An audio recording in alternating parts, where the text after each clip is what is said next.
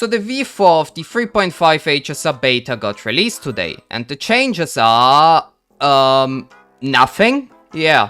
So if you haven't watched my V3 video, the new character Cerydra has issues. And with V4 having literally 0 changes, it's fair to assume that this will be pretty much the released kit. If you are interested in the issues, check out my video in the description.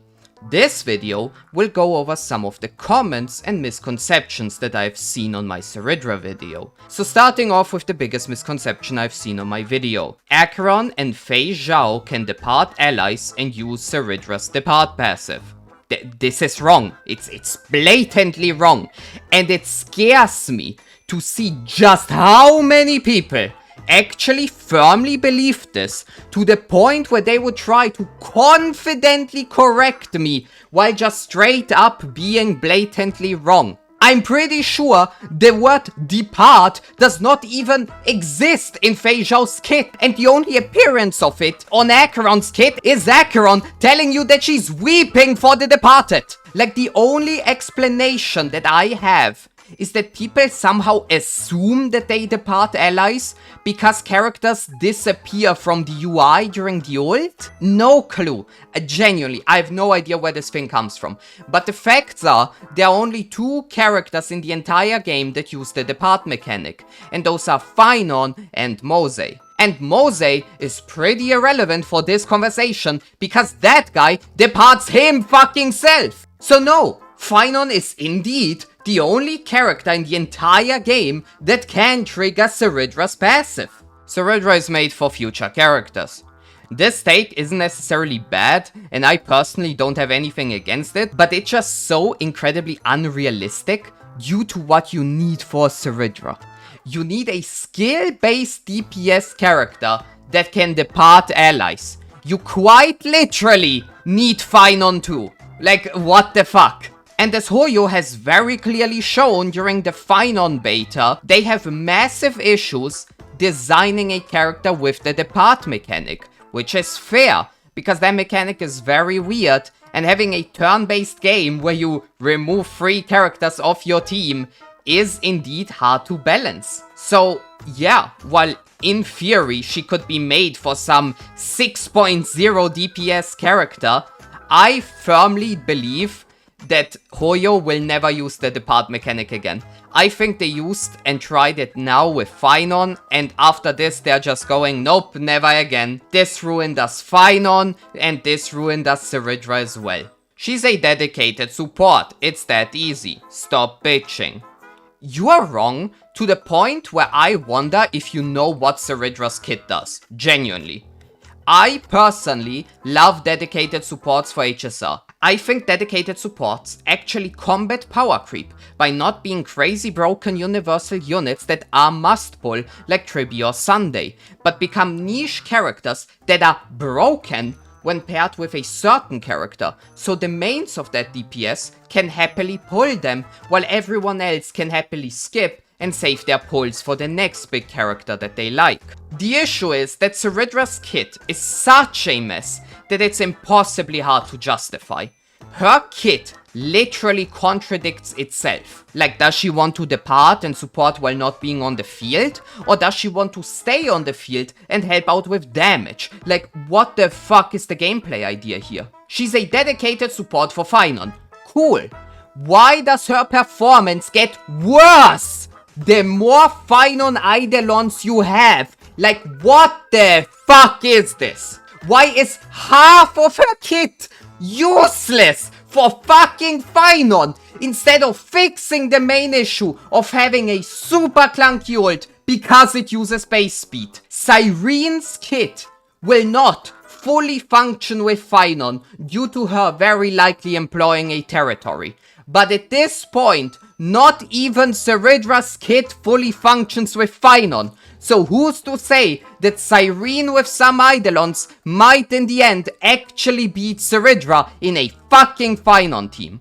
Like, do you understand the issue now? Cerydra mains dislike her kit design because she's a Phynon slave. Phynon mains dislike her because her kit is just a mess, gives less value the more Phynon Eidolons you have, And Finon's Eidolons have so much power that it's actually more worth to invest into Finon and stick with Bronya or even Ting Yun, for example, than waste potentially 180 pulls for a Cerydra. And trust me, if Dan Heng ends up being designed as a Finon slave as well, who can only sustain Finon, I'm going to actually fully fucking explode. The only ones actually enjoying her kit at the moment are players who don't care about neither Finon nor Cerydra and can skip her to save some pulls for the 3 upcoming hype characters, which in itself tells you so much about the state of her kit. Actually, not every character needs to be the strongest. All I want is a character that works and makes sense from a design standpoint. Like, have you even watched the video? I said like 3 times that I think that she will be crazy strong, but her kit is just shit from a design perspective.